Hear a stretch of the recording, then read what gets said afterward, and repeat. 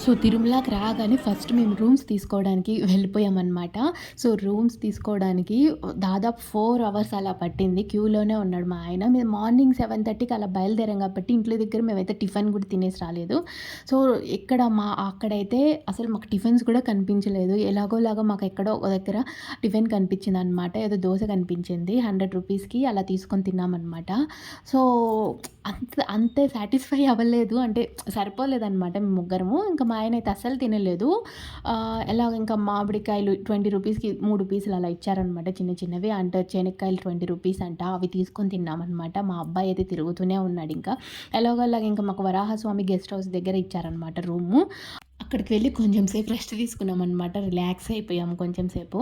So, మాకైతే 2 beds అలా ఇచ్చారనమాట. అంటే రూమ్‌లో. సో, రూమ్ వైస్ అయితే చాలా బావుంది. సో, నెక్స్ట్ ఏం చేశామనేది నెక్స్ట్ వ్లాగ్‌లో చూపిస్తాను. సో, తప్పకుండా చూడండి.